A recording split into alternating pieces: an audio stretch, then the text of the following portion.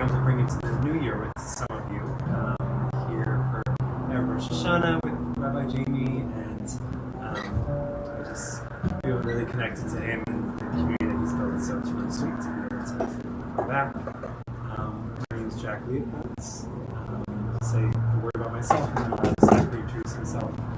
I've been in Colorado for about 3 years. I was working with Temple Emmanuel as the assistant director of Shemener Camp. I've been to Shemener Camp or sent their kids there. And I help just build Jewish community, and I teach meditation, particularly connected to the Sefer Yetzirah and the symbolism of the Hebrew letters, which I know that Rabbi Jamie is also a wise teacher in. So good to be here with you all. So that's that. It's my first time joining Path Evergreen. Yes, I came to Colorado about 2.5 years ago to begin working with Jewish teenagers. If anyone's familiar with IST, it's a study tour. It's a trip every summer to Israel. Jewish teenagers from Kabbalat. This year we were in Europe. We just got back 2 weeks ago. Able to make it to. So that's a trip I get to participate in. I help set up Jewish spaces at the public schools in Denver and Boulder, with 17 high schools. I see lots of students every week and help create Jewish community. And after school hours, I get to nourish myself on Shabbos with communities like each other, my friends. The sun is coming out to remind us that Shabbos is coming, and not to forget about the day we're in. And it's a real gift to be able to have our transition together. And I'm excited to know each of you and what's you're holding from the weekend, and to discover our Shabbos together. So thank you for inviting us.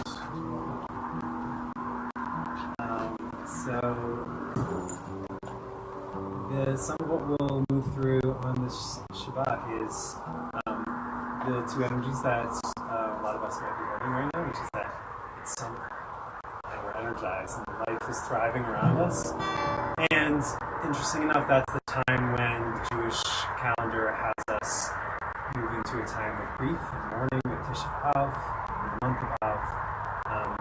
And to me, it's this holding of recognizing that in honing our joy and the energy of the summer is the capacity that we need to be able to move into and address the grief and the loss that we hold. So that's what we'll do with Shabbat. We'll move through the joy of Kabbalat Shabbat, and then we'll move into some of the energy of the month. Join as feels comfortable. If you love singing all the words in our beautiful books that we have, if you like to sing along without the words, if you like to just listen, I invite you to help. We're bringing you to Shabbos rest. We'll start on page 7 with Yedid Nefesh. Yedid Nefesh, Avarachama, Eshor.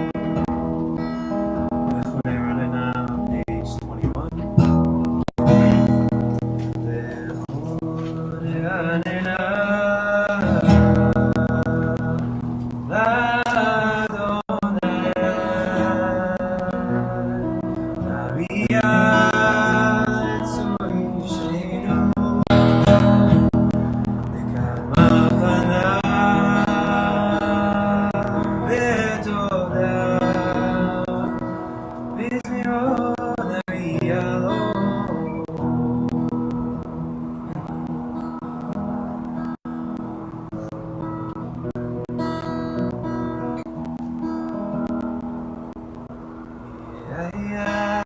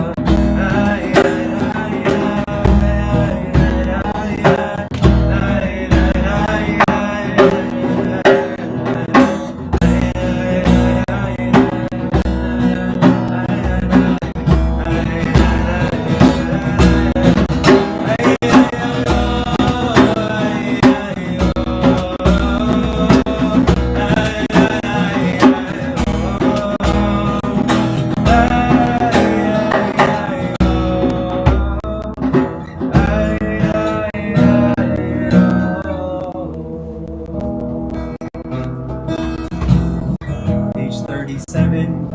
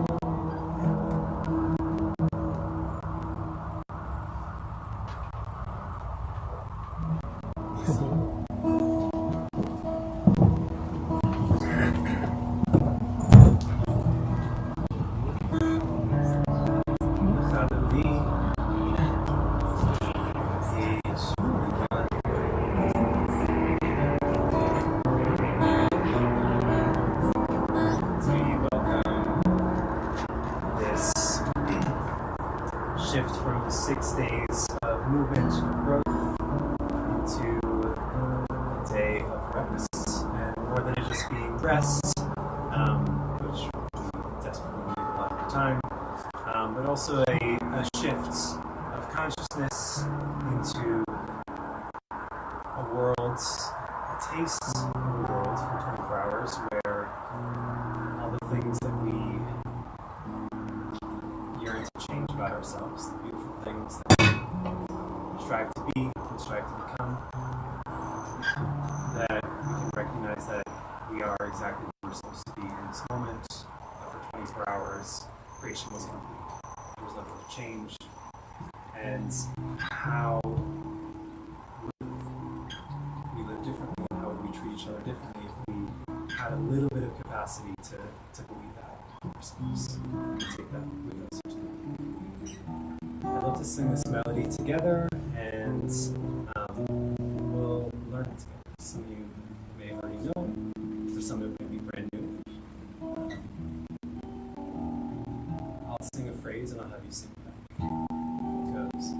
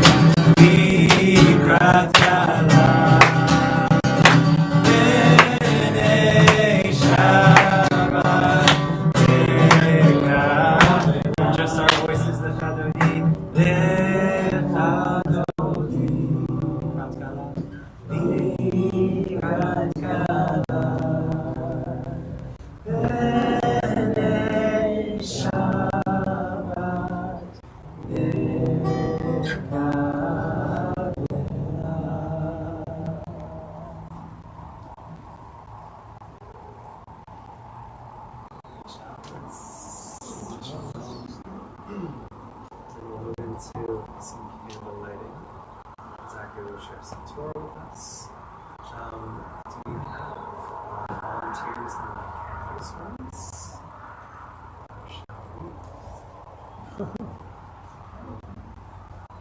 Would anyone feel comfortable?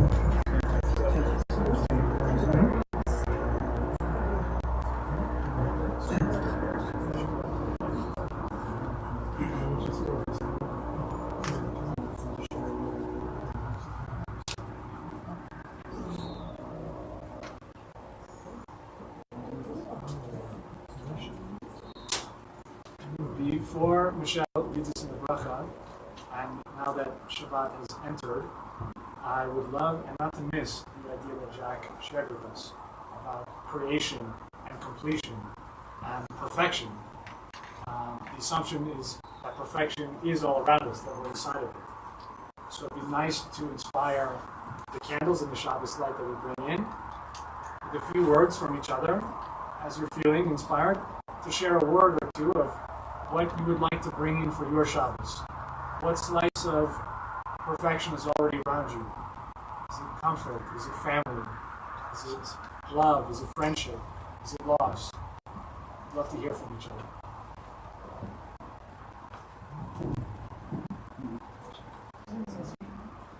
We can put them in the middle, yes, to share out loud. I just lost a very dear friend of mine on the 15th of July. Lived a very full, meaningful life, giving, caring, a beautiful soul. Would have been 95 years old tomorrow. And he's in our hearts and in our prayers.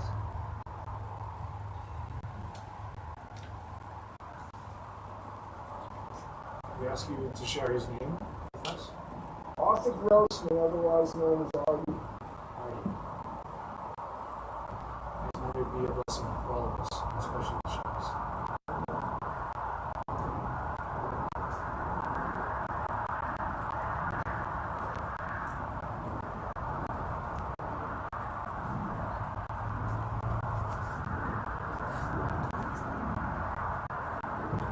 We're looking forward to having our grandson and our family around this Sunday. That's what the weekend is for us. This weekend, while we watch the World Cup.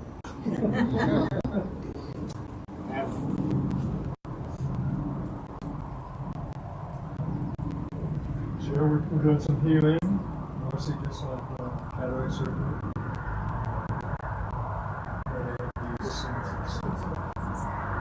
She seems to be recovering from this.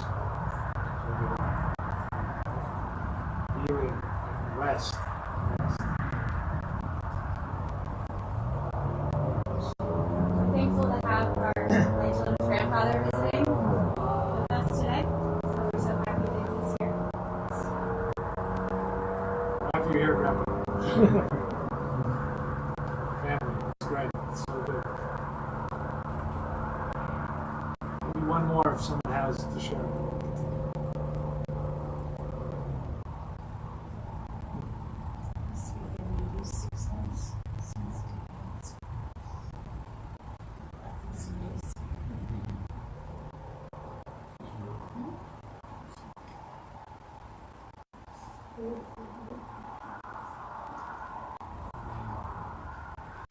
Yes, thank you for bringing all parts of ourselves.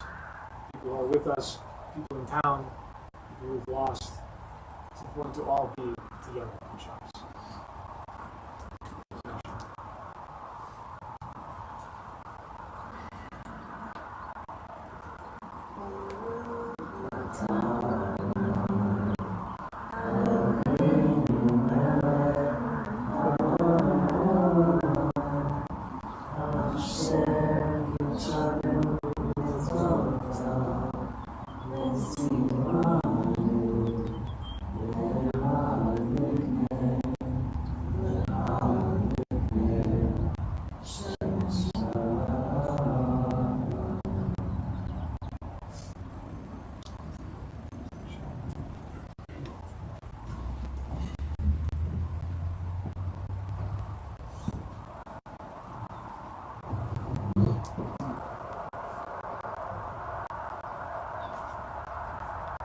I often find that on Shabbos we have to come into contact with darkness.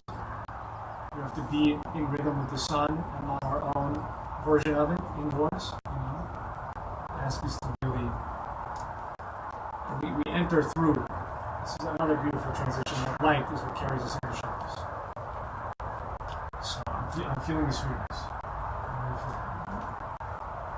I would love. I'll tell you where we're going. We're going to the Torah. These are some old words, and maybe they have something to tell us. And interestingly, this week's parsha is Devarim, which is about words. And by the end of this brief share, we'll be turning to somebody next to us and maybe discussing an idea from this week's parsha.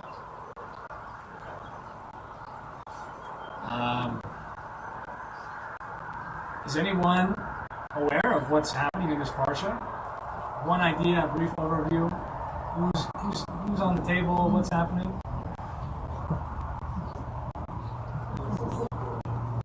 It's got to do with one of the famous leaders of the Jewish people, Moses, otherwise known as Charlton Heston. Moses. This is the precipice. We've started the book of Deuteronomy, the last book of the Torah, and Israelites are at the precipice of entering Israel in their home, who is to become them. And Moshe, as we know, is not. Which there's a lot to learn about leadership in just that idea. There's an interesting idea just in the very first words of the parsha. What's happening before they're entering? And can everyone hear me in the back? Okay. There's a process between leaving Egypt and entering the land. There's an idea that one generation, 40 years, are to pass so that the Israelites can actually enter Israel, enter their destiny, their birthright, their work in the world. And there needs to be a period of refinement to remove the yoke of slavery that is built into our people at this moment, put onto our people at this moment. And so all through the desert, God and Moshe are having a conversation. And every parsha just about opens with the words Vayidaber Hashem el Moshe. God speaks to Moses. And so this parsha begins Eileh HaDivarim Asher Deber Moshe Al Kol Yisrael. Does anyone catch? Anyone with some Hebrew catch? What's different here?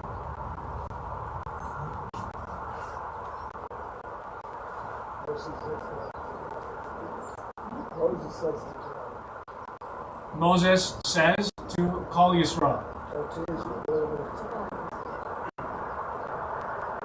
This is interesting. We're in the desert. We're with the manna from the sky, the clouds of protection on this process. We're shown we're not alone. In the wilderness, Bamidbar, wilderness. And now, as the people enter, Moshe speaks and recounts warmly the places where the Israelites have been, the mistakes along the way, the errors, the faults, the sweet memories. There's an interesting note that Moshe, in his last words, holds the Israelites accountable and still recounts where we've wronged, but also does so warmly. It makes allusions. It's not direct references. It's not embarrassing.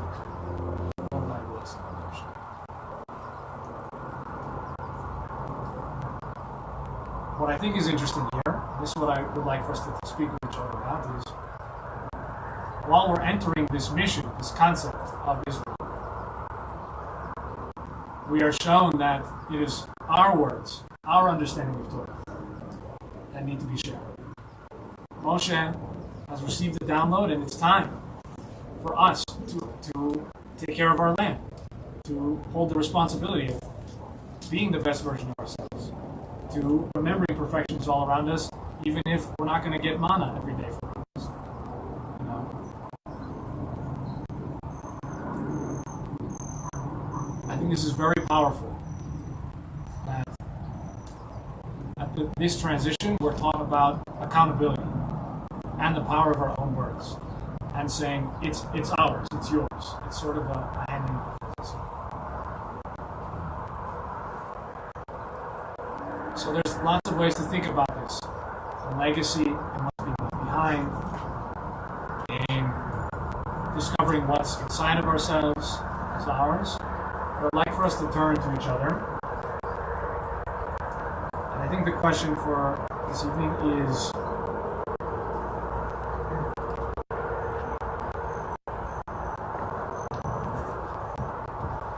where are your commitments? What is your Torah? What is something through the years of your lives that you have learned as true, that you've received, that you know? What do you hold that you are not prepared to sacrifice, that you want to be responsible for, that you want to be a good person through? So, and take a moment and think about this. It's ambiguous, a little bit intentional. And I would like for us to share that with each other so we can all hear each other's Torah. Yeah? We have a sense of where to take it.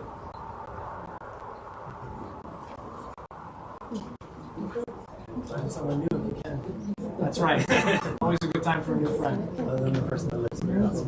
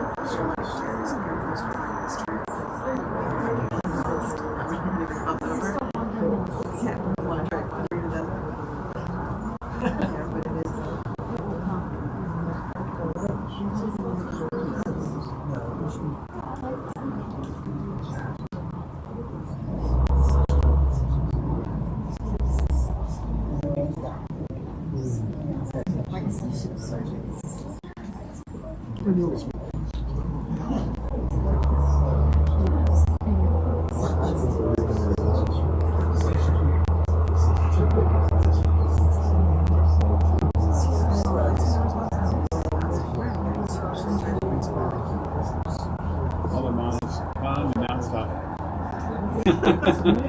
Now we gotta enjoy the money. We've saved up.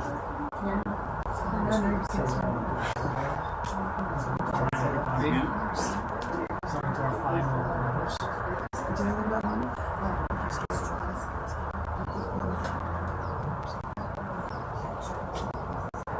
It's a few conversations still sharing, that's okay.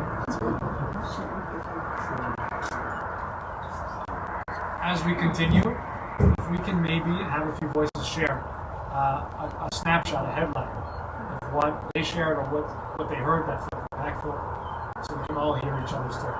Coming to our next.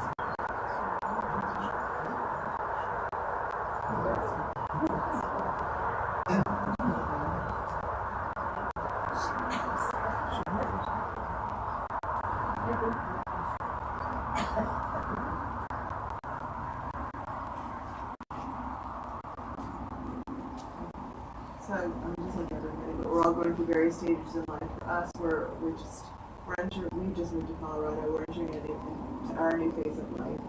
We've gone through what I don't want to call it the slavery, but the slavery and obligations of raising our children, raising a family, and now we're kind of released from that a little bit theoretically, and moving into our space and trying to determine, okay, well now what is our truth going to be?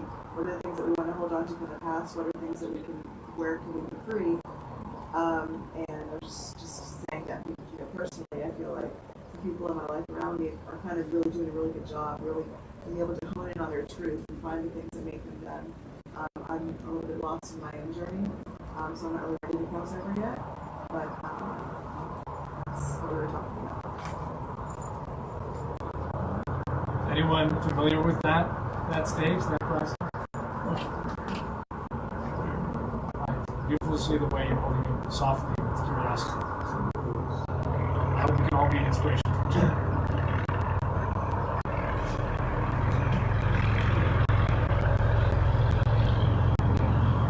I got to see a lot of conversations, but I'd love to hear about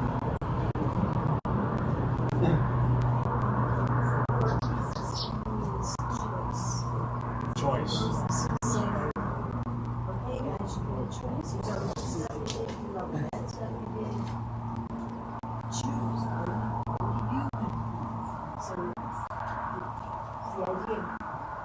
Chosen people is not you chose me, I'm making a choice.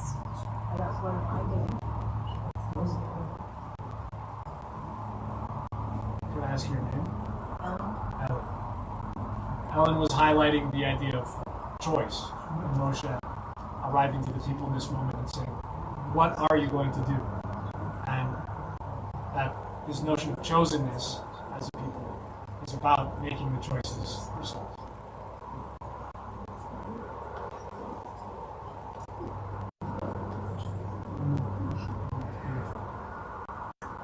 So Wendy and I have a second marriage for both of us. We chose to be together at a later age. Freedom of choice. We are very fortunate because of our commitment to each other. And how we learned that we made the right choice over, at this point, 23 years, I guess. So it's a blessing and a pleasure to be with her. And maybe she feels the same way. On the 24th. Wow, it's beautiful to hear how the nature of choice can change when we grow and we change also. What it can mean to choose can always be new or different.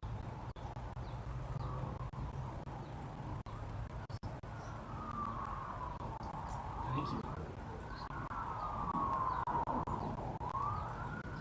Shabbat shalom, everybody. That's beautiful Torah we share. Shabbat shalom.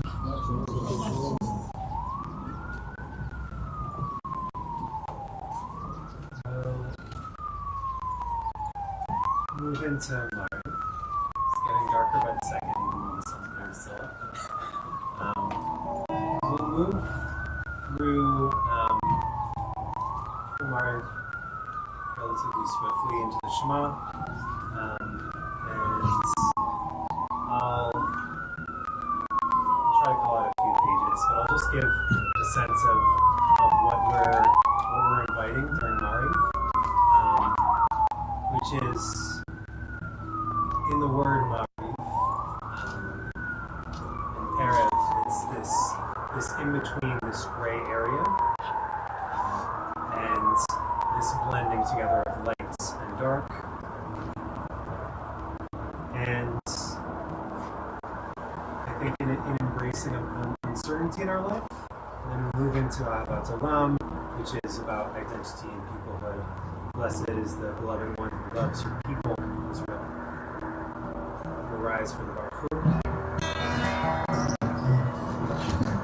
Baruch Hu is on page 57.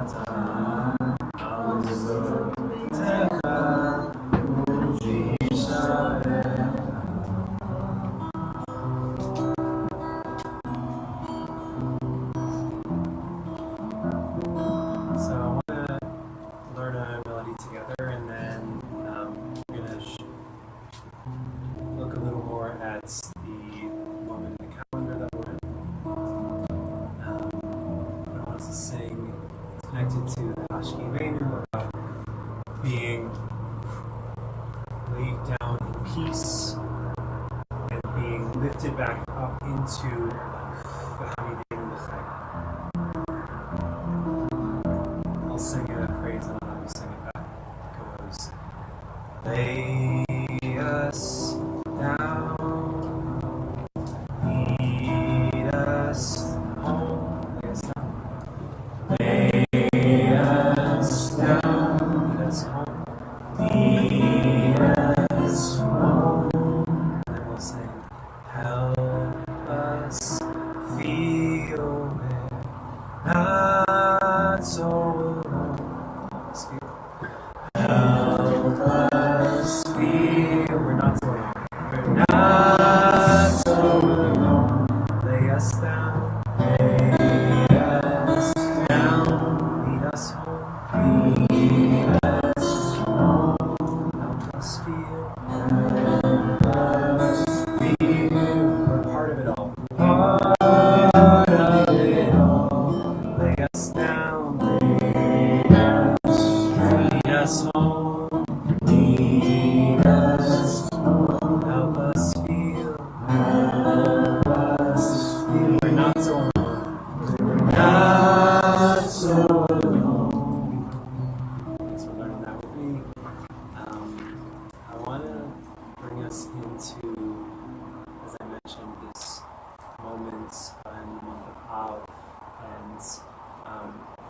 some might be taking this moment, this upcoming Wednesday evening for Tisha B'Av, the 9th of Av, recognizing the destruction of the temple, many other destructions and tragic losses in our history. And I want to offer a little bit of what I've been sitting with in the hope that it might allow us to move into that together this Shabbat and this week with Tisha B'Av. I can say that I know I'm not alone in the feeling of thinking about the temple and thinking about the slaughter sacrifices and the elements of that and being like, I'm okay that we don't do that anymore, and like losing that specific thing doesn't feel that tragic. But what it symbolizes, both in the loss of a central source of ritual for our people, and a huge piece of our connection to the world around us, to our relationship with animals, with the land, with food, that was lost along so many lives in this moment and many other moments. And I was learning with one of my rabbis earlier today, and this teaching on Tisha B'Av, this rabbi from the 19th century was saying, if someone feels that Tisha B'Av, that the destruction of the Beit HaMikdash is not a loss, and that they feel like whole and complete in themselves, and that grief and that loss isn't there, that's unacceptable. And my first reaction, I was like, all right, I don't know about that.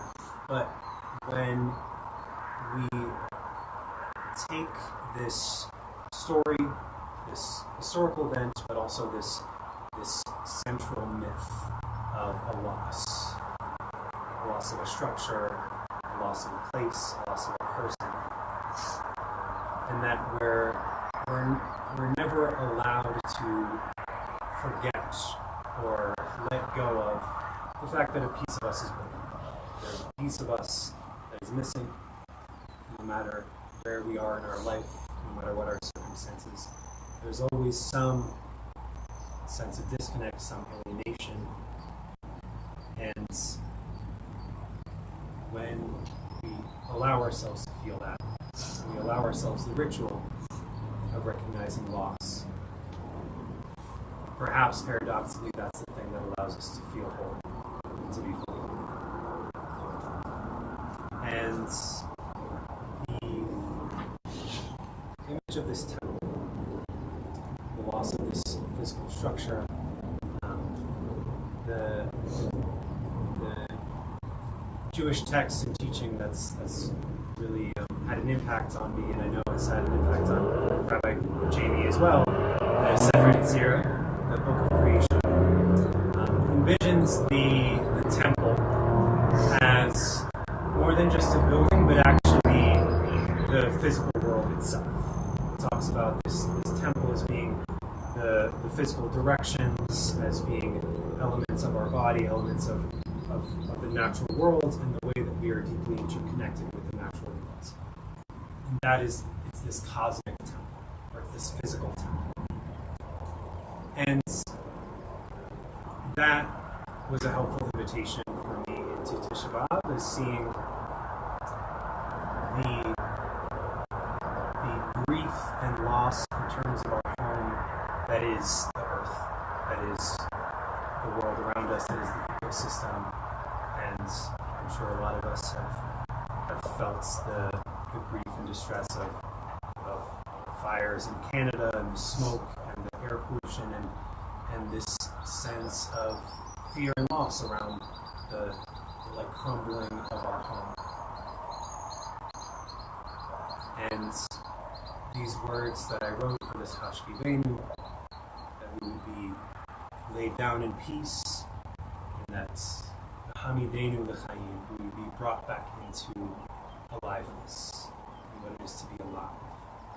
Beyond our tribal stories, our personal identity, our collective identities, which are a beautiful part of ourself, but what is it that is the pureness of being alive, and the aliveness and the relationship that we have with the planet Earth. This planet and this recognition that we are interdependent and connected to more than just the humans around us, allowing us to feel this sense of we're not so alone and that we're a part of it. And so my invitation and what I'm bringing into the Shabbat in this week with the Shabbat is this allowing myself to move into the grief and the loss of more than just a loss of a home, of a structure, of a temple, of a person in our life, but also recognizing that when we are brought back into feeling grief and feeling sorrow, that's what makes us feel alive. That's what makes us feel human, and that is what makes us whole. So join me again. Lay us down, lead us home. Lay us down, lead us home. Lead us home. Help us feel. Help us feel we're not so alone. Not so alone. Lay us down. Lay us. Lead us home. Lead us home. Help us feel. Help us feel that we're part of it all. We're part of it all. Hashkivenu. Hashkivenu. Adonai Eloheinu. Eloheinu.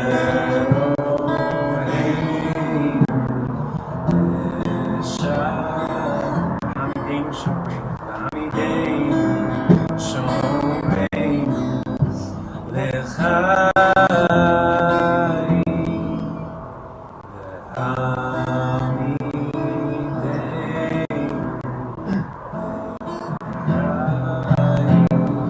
Lay us down, lay us, lead us home, lead us home, help us feel, we're not so alone, we're not so alone, lay us down, lay us, lead us home, lead us home, help us feel. Part of it all. We're part of it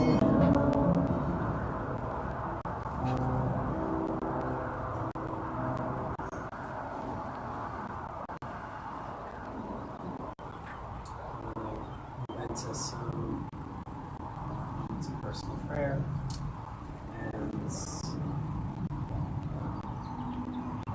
I would of course invite us to take this beautiful space that we have outside. So if you want to just stand and pray in place, perfect, but feel free to wander around and we'll bring us back in with music. We'll move now to the Amidah on page 90.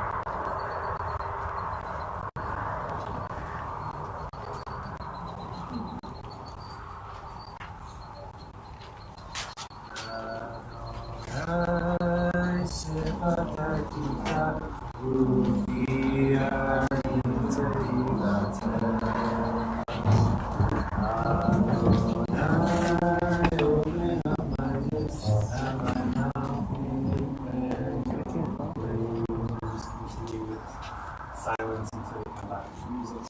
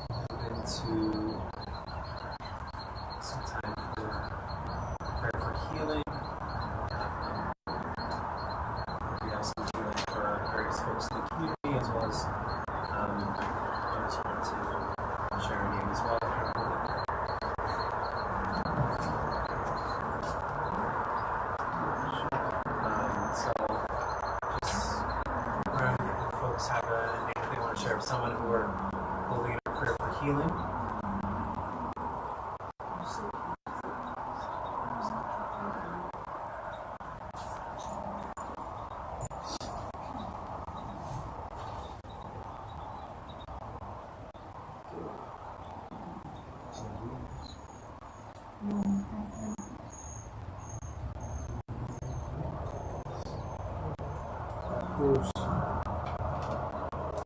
Hearing benefits, Annette enjoys sandwiches,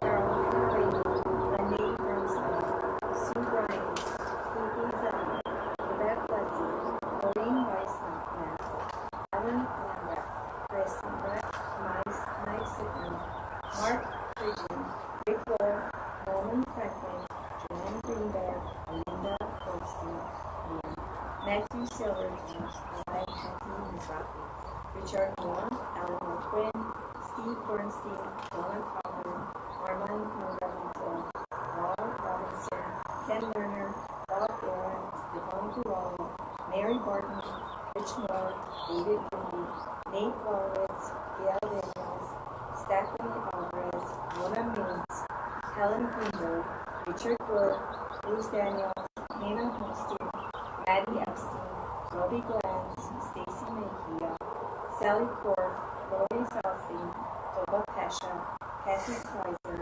David Dash, Howard Wendell, Robin Chopper, Nancy Friedman, Steve Bernstein.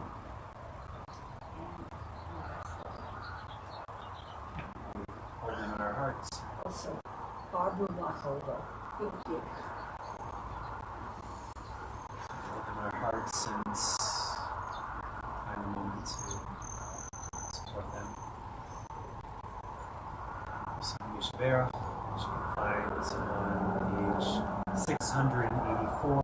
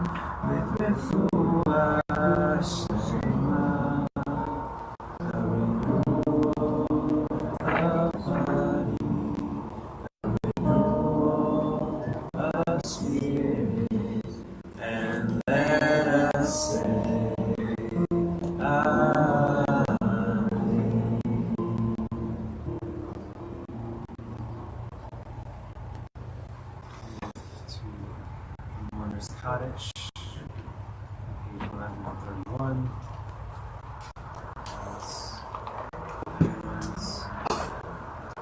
Serving a yard side or in a period of mourning.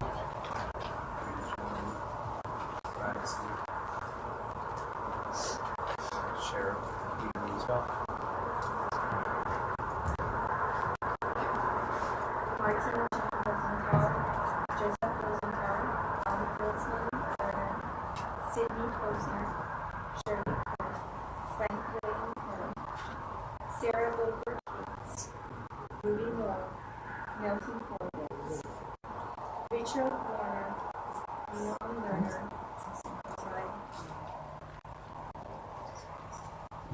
Yitz Gadal, Shemei Rabal, Ve'elad, Yibrach, Yishtei, V'yalik, Maloteh, V'chayechon, V'chon, V'chayim, V'chon, Yisrael, V'galav, V'zman, V'chayim, Yehei, Shmei, Rabal, V'rach, V'elam, V'neim, V'maya, Yitbarach, V'yishtarach, V'yitbarach, V'yitbarach, V'yisrael, Yitzadar, Yitzadar, Yitzadar, Shmei, Kushal, Elamim, Birchata, Shirata, Tushbechata, Mimata, Avinan, Vilna,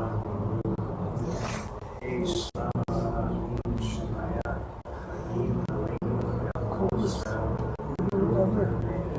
Sishon, Maria, Sishon, Maria,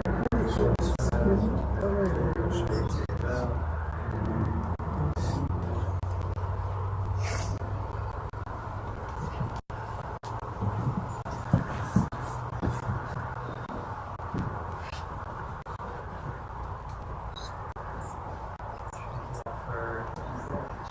showing up in community today, for showing up for yourselves, for showing up for those that we're remembering who have passed and those who need healing. We find some rest to continue to carry the capacity that we need to show up for each other. We'll conclude with an ode on page 121, Wisdom Dream, and then we'll share a few community announcements, and then we'll have a lovely one. I always forget that I also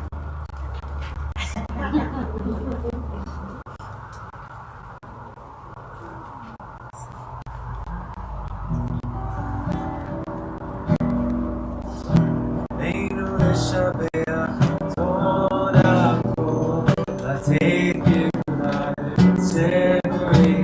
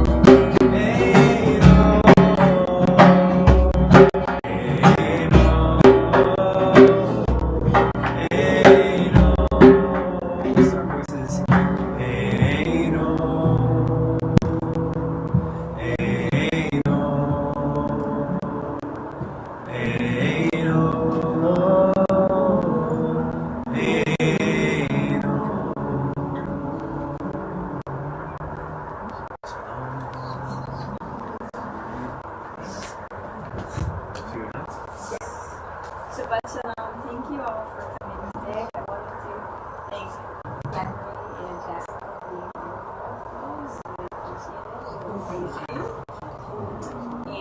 yes, I do have a couple of announcements.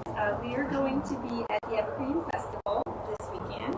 I will be at the booth on Sunday at 10. Come by and say hi if you guys are actually going. I heard it's a beautiful art festival.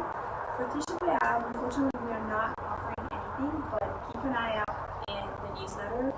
Elizabeth will put some options around us of where you guys can go if you wanted to join any of their preparations. The big thing that is coming up that I wanted to talk about is the Laura Berman and Friends concert.